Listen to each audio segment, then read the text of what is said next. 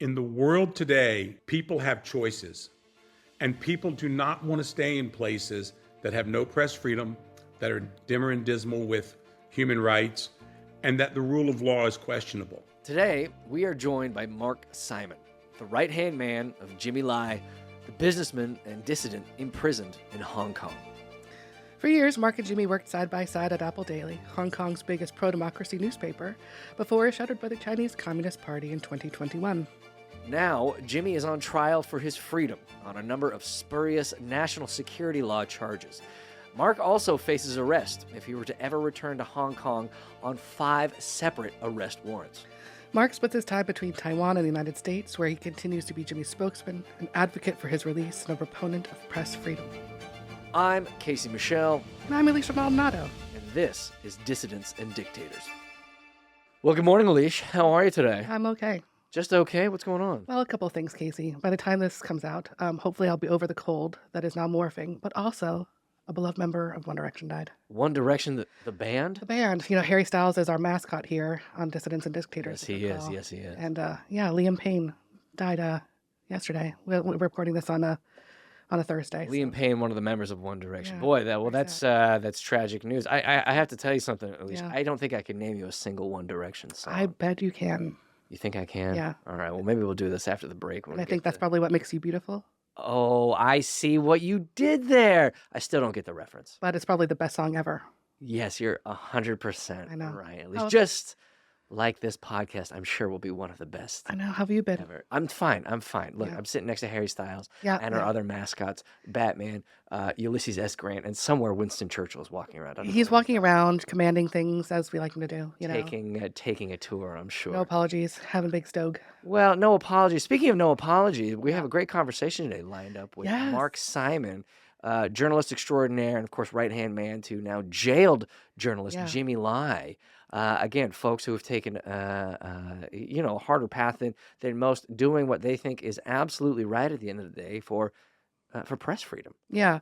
You know, Mark and I have known each other for a long time, about 10 years. I was introduced to Mark through Bill McGurn, who you may know is another brilliant journalist at the Wall Street Journal who hired me when I was at the New York Post and was a great friend and mentor to me. And he introduced me to Mark. So we go way back, and he's a talker. He's just got a lot of stories. He's got a lot of wisdom, and you know, he and Jimmy working together are a good team because you've got the softness of Jimmy and a fighter in Mark. So Well, I look forward to hearing some of those stories and some of that wisdom in our conversation. yeah, today. he's the best.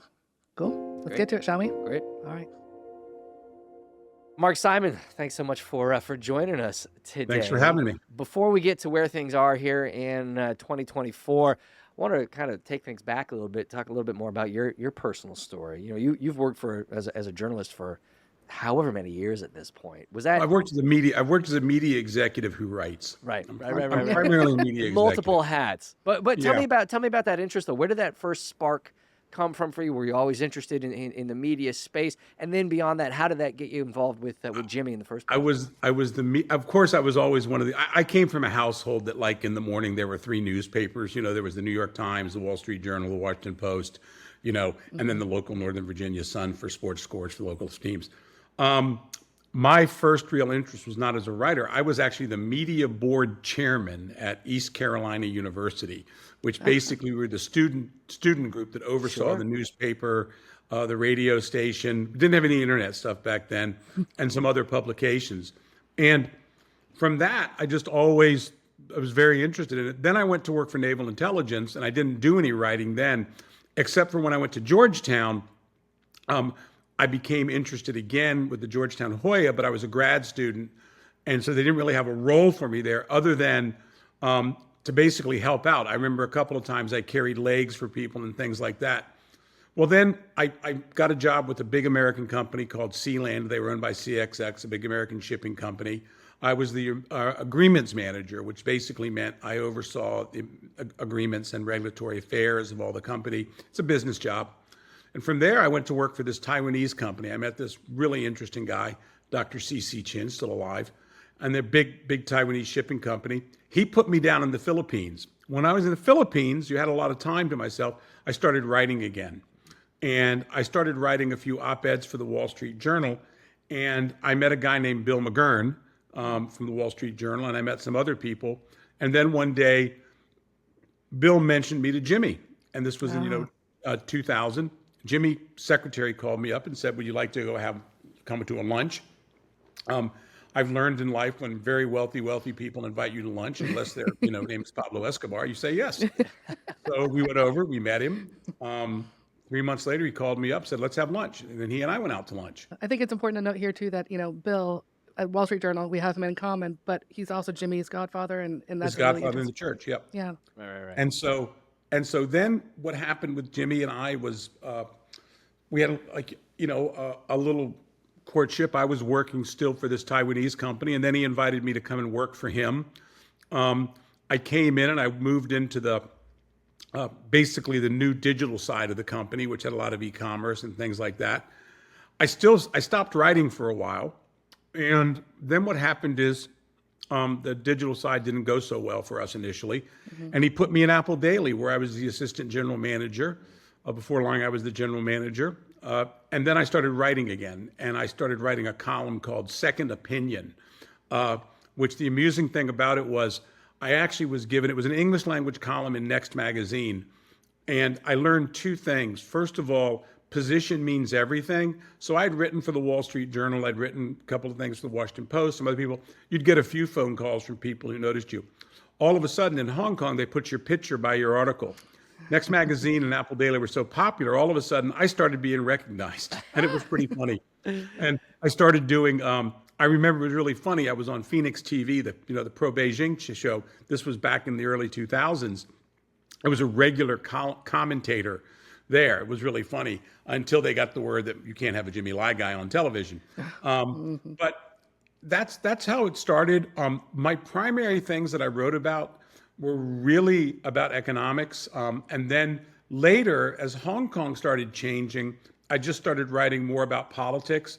And I always took the expat view. I took the view of somebody who was, and I think that's what people found interesting. I'm a long-time guy there. Hong Kong's very funny. They basically don't start talking to you in like the community until you've been there about 6 or 7 years. And then they figure, okay, he's been around, he knows a few things. And it was very interesting there. And then the other thing I did there is I started getting jobs inside the newspaper that I later found out they just wanted to make sure that nobody else wanted. Like I was in charge of the crime section, and the crime section was unique. So if we broke a law, they'd have to arrest the head of the crime section. I never got arrested, although I did go down to the police station a few times because the Apple Daily guys were pretty aggressive. And so with that, I really worked at what was Apple Daily. It was an X magazine where they were basically, I wouldn't use the word scandal sheet, but think New York Post with the political section of the Washington Post or the New York Times. In other words, we had a real breakdown in our company. Like most of the guys that I worked with in the crime section, high school graduates. I mean, guys who used to lay in streets. I mean, one time I was walking down the street, and I'm walking down the street, and I hear these two guys, they're sitting next to a 7-Eleven smoking cigarettes, and they go, "Mr. Simon." And I look down, and they got a camera, and they're staking out a triad place. You know what I'm saying? Getting pictures. So that's the world you come from. So it's a different type of journalism. By the same token, you'd go to our China desk and our local political desk, and we'd have people from Ivy League schools. We'd have a very British, usually some top British schools, and so it became really quite something. And then what happened is I just kept integrating into senior management. And then also integrating, I became Jimmy started calling me his deputy probably around 2007, 2008. And by 2011, 2012, I was pretty much exclusively, besides some business ventures, I was exclusively working at the newspaper. And it's really exciting. I always tell somebody, I got a newspaper, when they stole the newspaper, took the newspaper from us at Hong Kong, I became an I used to be. I think guys aren't old enough, but you start meeting these guys who are retired. What did you? Well, I used to be an admiral in the Navy. I used to be this. Well, I used to be a very senior media executive in Hong Kong, but I'm not anymore. You know what I'm saying? And Taiwan too. And you met a lot of people. Apple Daily, when you work for a very large media organization, there's not a politician in Hong Kong I didn't know. There's not a politician in Taiwan who I couldn't get a meeting with. That's not the way it is today. Right. So That kind of it leads me to changes. a question for you, which is, I wanted to talk about some of the early days of Apple Daily, which Jimmy started in 97, if memory serves right, and you started with him in the 2000. 95. 95, okay. Can you give us some insight into those early days? You're kind of giving us a glimpse of that, around the Well, politics, but was it always a bulldog in the way that it reported? yeah, And from was it day always a foe of the CCP, from from day the top? one. Yeah. Next Magazine is the first one he rolled out in Okay. 1989. Okay. And Next Magazine was huge. It was a big success. And again, it had that different thing. It was a 2-book magazine. So imagine 1-book magazine around another. Yeah. And Okay. the funny thing is, the magazine was that we had like the fashion section in there. We had the celebrity section. That was the big seller. But Jimmy actually kind of came up with that. He said, look, I'm going to get a magazine. When a family sits down, they'll hand the magazine out. It's the reason why Apple Daily was a broadsheet, even though it was a tabloid in many ways. A broadsheet, you can hand out different sections of the paper. The Washington Post, somebody takes the sports section, somebody Right. takes this, somebody takes that. Whereas a tabloid, one person can read it. So Jimmy always liked the idea of a broadsheet because it can be handed out more and more. And also, not everybody's interested in every different section. Right. So, and horse racing had a lot to do with that too, just so you know. Horse racing was a very valuable site for us. And so by having a broadsheet, we had a separate horse racing section that on the big horse racing days, we'd actually print about 50 or 60,000 Mark, extra copies. you're not talking about horse race like politics horse race. You're talking about like literal the racing of horses. Yeah, little horse race. I mean, look, media is a business. I mean, in other words, you gotta sell something. I hate to depress all the great journalists in the world, but the fact of the matter is that the New York Times, what makes the money is the style section, the travel section, the cooking section. At the Washington Post, the biggest section for maybe 35, 40 years was the food section because it had all the coupons in there and Right. people would get it. And that was a very profitable section. Of course, the A section, you have the top rated ads, but the money in the paper is really in the non-political stuff. But Mark, even from the earliest days, the CCP, Beijing, they were aware of Jimmy was on their list from Apple Next 1989 onwards. Yeah, What right. happened with Jimmy in 1989 was Tiananmen Square happened. Jimmy kind of had his political awakening, and he was all over the place at Giordano. He had shirts he was printing up. He sent supplies up to Beijing. He was paying for ads in papers. He was all over the place. Now, he wasn't alone. This is kind of unique. I mean, even people like Stanley Ho, some of the big tycoons. It was 1989. Berlin Wall had come down. Everybody figured China was next. It was a bad miscalculation, but that's what they happened. So Apple Daily was always there, but Apple Daily was a little bit different in that what we went after in Hong Kong was very much scandal, corruption, really stories that really drove the Hong Kong government crazy in that sense. In other words, we were not exactly a favorite of the British when we were there either, because we were causing a lot of trouble. So he's always been, quote unquote, he was always called a troublemaker. That was always the term, troublemaker. I love him. Jimmy Lai. And so what happened with the boss was, over time, the Chinese essentially, the CCP, either you're all in or you're not. And really by the late 90s, they controlled pretty much every other newspaper. Now, I wouldn't say they were all. Ming Pao was still doing a good job. That was more intellectual. Hong Kong Economic Journal would still write some stuff. But really at this point in time, what you were looking at with these papers was very much, they would pull stories. They wouldn't write stuff critical of the leadership. Certain columnists started not being able to write, and they showed up at Apple Daily. And so very quickly, Jimmy, from his experience in 1989, Apple Daily became the paper of the democracy movement. There was just no doubt about it. Right. And through time, we had their awakening. I was there for the first big awakening, which was 2003. 2003 is when we had Article 23. The government was trying to put in the draconian security law. Apple Daily and a lot of other newspapers fought it. But then everybody got the word. So in 2004, we were the only ones again. And that was the way we went all the way forward. And we had trouble all the way with the Chinese for a long time. However, it was a very odd relationship. For example, we would get called over once a year, usually at least once a year. I would go over, we'd go to the Luke Kwok Tea House or something like that, and we'd meet with the representatives from Beijing and Xinhua news agency. And they would tell us what we did wrong, and we would tell them what's going on. And then they would make fun of the Hong Kong officials, and we would laugh, and then we would agree to disagree. And it was very civil. That's the only way I could say it. It was very civil.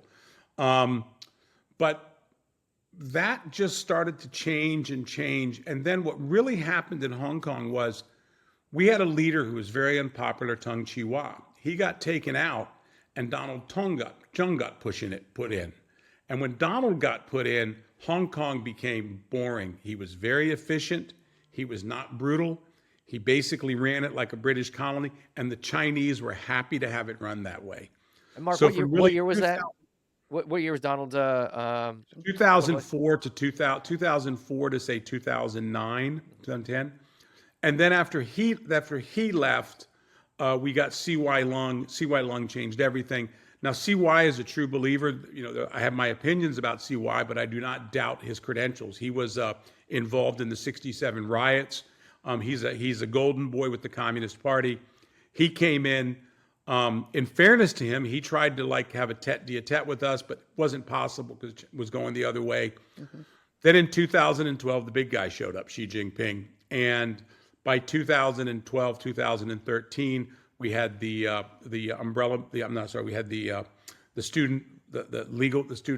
patriotic education movement. It's when the world first met Joshua Wong, right, and the other ones. And the story there is that movement started actually with mothers. It was mothers who were upset about patriotic education, but the woman who led that was a former Next Media employee, and so they basically, in the Chinese press, said, "Here's Jimmy Lai again," right, and we had nothing to do with it. Right. And the students we had nothing to do with either, other than give them a lot of oxygen with the air. Then 2012, that blew back. Then that blew into the umbrella movement. By this time, Jimmy was on the full, list. The advertising pressure that took more and more of my time. I was still writing, but most of my time was trying to get advertisers to stay with us. They put tremendous pressure on people. You saw the role of free trade in Hong Kong, because at the end of the day, the last people who were with us were the international companies who could take the pressure. The local guys all left. They couldn't take it. Right. And so then we just went on in 2015, 16, and I think everybody starts really getting the history after the umbrella movement, and we became dissident media operations, all the way through, and Jimmy never changed. It's kind of like, you didn't change, I didn't change, you changed. Yeah. Apple Daily was basically a profit-run organization that was pro-democracy. Right. And that just wasn't, they weren't going to have that. That was just the end of the day, they couldn't have that. And so that's when I'd say really it started getting really tough on us around 2015. And then it just was pressure and more pressure. Profits started going down. We were always somewhat profitable. We could always squeeze it out, but it was harder and harder. And, we lost all our reporters in China. Right. 2016, when Trump came in, the Chinese had kind of made a decision about Hong Kong. It wasn't related to Trump, but it just lined up. They made the decision that they'd been too easy on Hong Kong, that Hong Kong was not coming around fast enough. And that's the story. The real story about Hong Kong from 2000, I'd say 14 onwards, was really how the Hong Kong government was completely sidelined. At that point in time, all the tea leaves came from Beijing. Everything came from Beijing. Yeah. Well, once they succeeded in shutting down Apple Daily, it just seems to have had this sort of cascading effect for obviously journalists in Hong Kong and China, obviously, but what is your forecast for the future of press freedom and journalists in the region? It seems grim from where I'm sitting. I think it's tough. I think the good news is, in most other places, we realize things. One of the things is, and it's not really always covered by press freedom, one of the things that I've learned as a businessman, and that a lot of people in economics understand, is, quite frankly, it was completely fine for nations when you're coming out of coming into economic development, when you're snapping together toys, when you're having rural farming, when you're doing things. I'm not going to sound like a blasphemy here, but quite frankly, human rights are not as important as people would think they are. It's just, I'm sorry, you're snapping together toys. There's no intellectual property. However, it changes like a rocket, okay? And what happens is when you start to have when you have to start to develop internationally, when you have to compete with products that need knowledge, that need information flow, when you need talent, the two most important things now for a developing economy are rule of law and press freedom. And I'd put press freedom at the top. Yeah. And then with that are basic human rights. And the reason why is in the world today, in the demographic where we are, people have choices. And people do not want to stay in places that have no press freedom, that are dimmer and dismal with human rights, and that the rule of law is questionable. So whenever you see people leaving a place like Hong Kong, it's not because Hong Kong doesn't have fast internet, Hong Kong doesn't have a good banking system, Hong Kong doesn't have a good transportation system. It's because those are just the building blocks. They're the basics. You've got to have an ability for intellectual capital to flow and for people to move back and forth. And you cannot do that in a regime that doesn't respect basic human rights. And those basic human rights are rule of law, press freedom, no arbitrary detention. You know, you can be very much like the Japanese. In fairness to the Japanese came up with this in the 60s and 70s, you know, and they had all these basic freedoms, and that's why they excelled. Hong Kong was the same way. In other words, Hong Kong became a world-class city because of that. The Singaporeans, for all their gifts and everything else, the simple fact of the matter is Lee Kuan Yew didn't start opening the place up until the 1990s. They really didn't start opening up. And that's when you got international media there. And, you know, but if that's a different situation there, I've always told people, there's so many things going on in Singaporean society, don't use it as a benchmark. But Hong Kong was a place that really showed what it had over China. And it wasn't cheap labor. It was smart labor that wanted knowledge and the free flow of information and basic rights. We'll be back with more from Mark Simon. Stay tuned. Our podcast, Dissidents and Dictators, now has its own Instagram and YouTube channels. Make sure to follow us on all platforms at Dissidents and Dictators. Let's get back to our conversation with Mark Simon.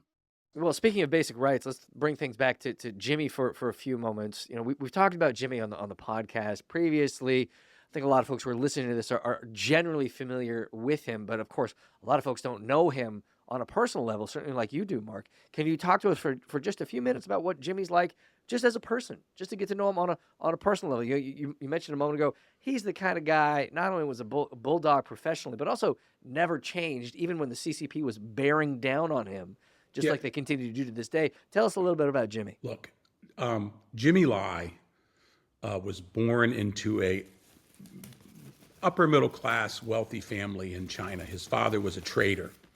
The Chinese came in the revolution. They basically took his house. He and his sisters were put upstairs.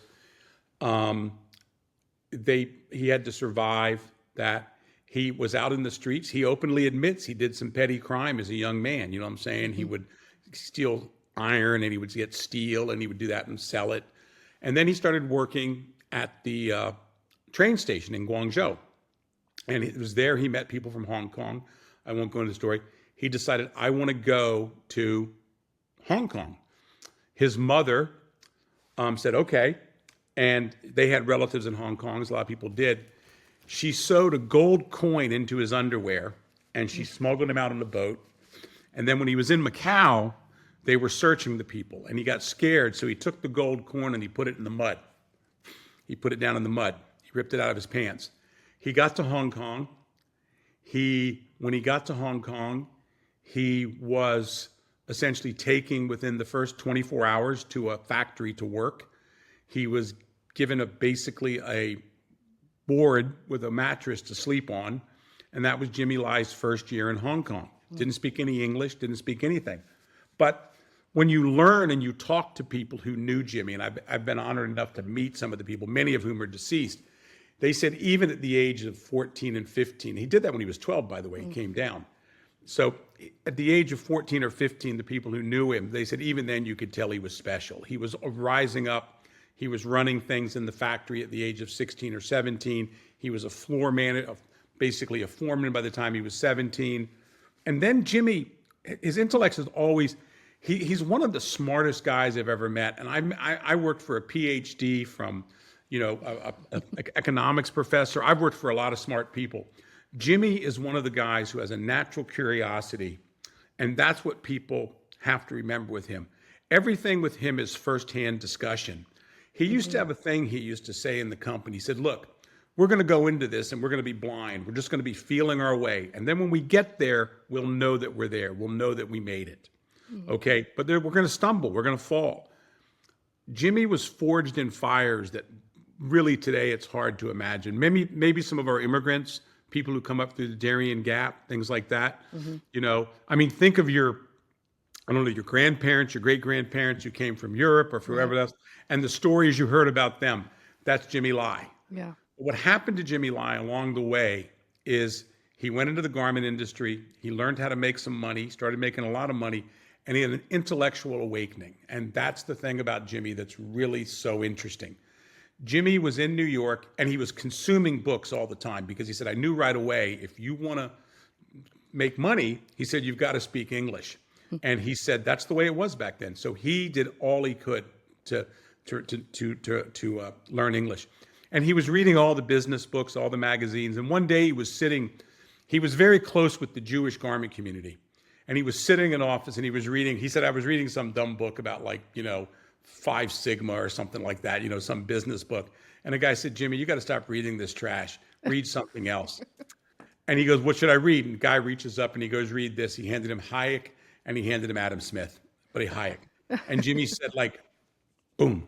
Because he'd already been in China, and he said a light went off, and that's the way it went. He basically started becoming much more interested in different businesses, and that's when he became interested in media because he looked at Hong Kong and he said, "Look, the media here is captive to the Brits and to the Chinese. The Brits had people forget the Brits had South HSBC own the South China Morning Post." The bank was not there to own the South China Morning Post for journalistic brilliance. It was there for, control. And Jimmy saw that. He saw the market opening, and he went for it. And, that was the story from that is all the same. He became a Catholic, not just because of his wife. She was tremendously guiding to him. But Jimmy became involved in the democracy movement, really 87, 88, but his awakening was 89, he always says. But he knew Martin Lee, started to meet Cardinal Zen. He met all these people, and they were all Catholic. And so he became very curious in Catholicism. He became more and more curious in philosophy. Jimmy used to bring me books to read the first couple times I was there, and I'd be like, boss, I'll be honest with you. It's just not gonna happen. He would bring me, you name the philosopher, you know what I'm saying?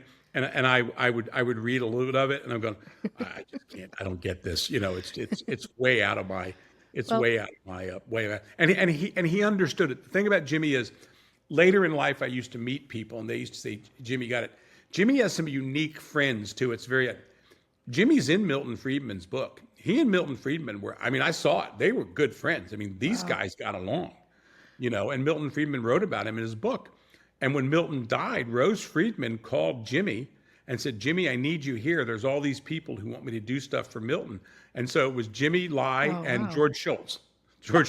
And so I always have this vision of, you had all these people come in, hey, we got a great idea for the Milton Friedman this. And imagine you meet Jimmy Lai and George Schultz. It's like the two dogs from Ghostbusters, you know what I'm saying, up there, staring down at you. And it was really funny because Milton's son was telling me the story, and he was saying, I thought I might have to protect my mom.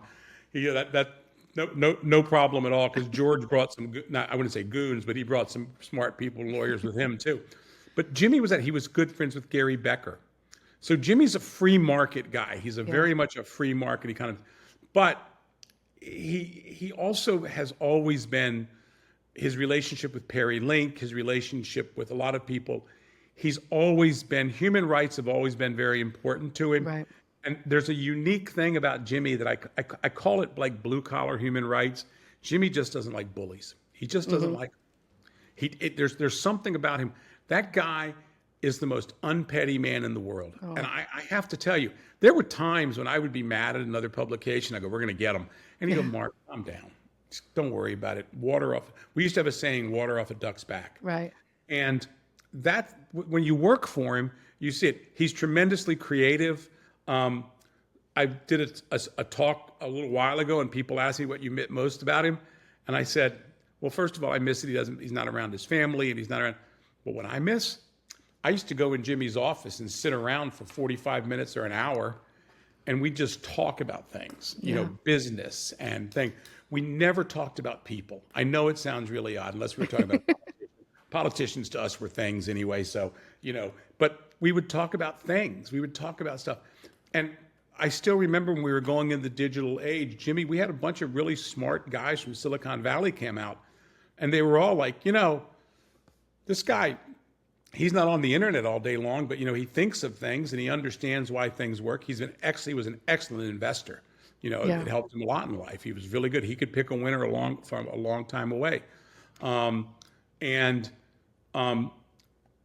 It's just, when you see somebody like that, you see that he's a very simple guy. Jimmy cares about really a few things. Mm-hmm. He cares about his family very much. I know he misses them deeply. Of course, the church, but that's just part of him for me. And, he cares about democracy and freedom. And, he stayed in Hong Kong really for, I'd say, one reason. I know him. He did not want to be the guy that ran away. Yeah. He just didn't want to be it. He wanted to protect the newspaper. He thought that would protect them. He didn't want to leave the students because he felt Apple Daily had been part of this. So the last thing he wanted to do. I told somebody there's a great David Mamet movie with a 2-man cast, and it's Mark Simon from really the fall of 2019 walking in the room. From the time we saw Mike Pence, people were saying, Jimmy, you got to leave. Jimmy, you got to leave. And I went in there probably 12 times before I had to leave myself. In April of 2020, I was told, and people were told I was going to be arrested too. That's the way they get you out. I'm an American. They did not want to arrest me. They wanted me out, but they would have if they had to. And the decision was made, first of all, we have to have somebody outside running the businesses to keep the money flowing. And secondly, because we're a pretty thin organization at the top, not a lot of people wanted to work for us. And the second thing was, it wouldn't do everybody else any good to have an American sitting there, especially when they're talking about intelligence agencies and all that stuff. But more importantly, it wouldn't focus. In other words, they could basically use me, and then nobody else would get attention in the U.S. But you do have an arrest warrant, though, don't you? I have several. I mean, the other day, like one is subversion. Sorry, several. How many, Mark? And one's subversion, right? Five. I love the way only on one hand. I love the cavalier way in which you said it. I've got a fraud charge because because that was they tried to dirty us up. I'm part of that. Then the national security charge. When the charges first came out, we got them. Jimmy was D1, I was D2, and then that went away. They kind of decided they want American. Then we had there's a subversion charge in there, and then there's also a charge for flight. I don't know how they got that one, but in other words, they're saying like apparently if you knew you're going to be arrested and you leave, you went to Taiwan, which is where your home is. Yeah. I mean that's I don't have any problem, but I have to say, they don't want to. If you notice, they didn't arrest any Americans except for one guy. They arrested a retired priest, but they thought he was Irish. And then magically he pulled out the U.S. passport, and he hasn't had any trouble since. They don't want the trouble with the U.S. And I think that's Beijing saying, that's it.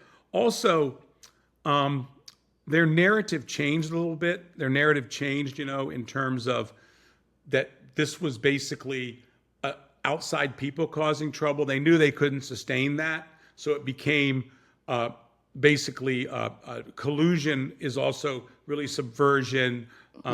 These are Jimmy's ideas. And when you saw the trials recently, when the prosecution was presenting their case, they kind of moved away from Jimmy as an agent for the West to basically Jimmy the troublemaker, Jimmy the democracy activist, Jimmy who believes in these things. Well, so the case with Jimmy is ongoing, Mark. We only have a few minutes left with you on our schedule today, but I wanted to ask, for folks that are following Jimmy's news from the outside looking in, what can folks do to help him, to help the case moving forward? There's really two things you can do. You guys, that you can write congressmen who are your congressmen. It's very hard to send him letters now because those letters are not getting through to him anymore. We found out, they're very selective in what they let through. And he has enough people writing him. And so outside letters, who do you know this person? No. Okay. They're not doing that anymore. But what would really help is, like Congressman Molinar from the Select Committee, Congressman, Raskin, Senator Cruz, Senator Rubio, anybody on the Foreign Relations Committee, just get down and look it up, sit down and type a note and say, look, this guy represents the values of the West. We think the United States should spend some time trying to get him out of jail. Yeah. And I think when that happens, I think people, they do pay attention. We've been very lucky in the sense that there's been a tremendous amount of support. But one of the things I think people are learning, and I'm not trying to be dramatic or anything, people are learning what a monster, China can be. It's one of the things, you guys do great work in the human rights world, and you guys could, but I mean, even when I talk to you guys privately, you'll say, okay, dealing with Guatemala is one thing, dealing with someplace else is another thing. Dealing with China is a whole nother ball of wax. You know what I'm saying? There's, there's like 2 or 3 really tough ones out there. And, you've got Iran, Russia, and really China. Yeah. And, and my point is that I think the other thing is that U.S. businesses now are starting to learn about China. First of all, it's not the market that it was even 10 years ago. The excitement's not there. But the real thing is that, can you really do business there with the human rights situation the way it is? I would argue no, and I think the facts argue no. Yeah, a lot of folks are realizing that day in, day out, and of course, they're continuing to follow Jimmy's story, as well as your story, Mark. My story is with your five arrest warrants out for you. I'm going back to Virginia, then back to New Jersey. I move around. I move around pretty much unfettered. Look, it's just they know who I am. I've had contact with the Beijing for a long time. They know everything about me, and I just don't think they want to be bothered. And the Hong Kong guys really have their hands full. So expanding the fight is not really in their interest with me. Although every once in a while they do take a shot. The Chinese embassy yesterday, and last week in Washington D.C. took a shot at me and some other people. We're going to keep ringing the bell about Jimmy, about his case, about Apple Daily, and of course about we really appreciate it. It really helps. Yeah, I mean, anything we can do, of course. It's been on our radar for some time. I care about him so deeply. I love Jimmy. I actually saw the pictures of you at his house the other day. I was going through some stuff. I love that. That is a highlight of my life, having that dinner and you pulling me out of the backseat snoring. I will talk about that for the rest of my life. That's that one moment with Jimmy. I'm about 300 yards from the house. Send me the photo. Send me the photo. I will. God willing, we'll all get dinner with Jimmy at some point down the line. He's just the best. Get back to snoring another time. Mark, we can't thank you enough for sharing these stories with us. And take care, you guys. We look forward to speaking with you again soon. Hopefully, cheerier news, better news, and working for Jimmy's freedom. Thanks so much, my friend. All right. Thanks so much. All the best. All right. Talk to you later. Thanks for joining us for today's conversation with Mark Simon. Next episode, we're talking to Rakib Hamid Naik about the state of India under Prime Minister Narendra Modi. We hope you'll join us. This episode is produced and engineered by Omar Al-Fotihi and edited by Talia Edgar-Chalker. Our turn is Sage Gibson. Dissidents and Dictators is a production of the Human Rights Foundation, a nonpartisan, nonprofit organization that promotes and protects human rights globally with a focus on closed societies. We promote freedom where it's most at risk in countries ruled by authoritarian regimes.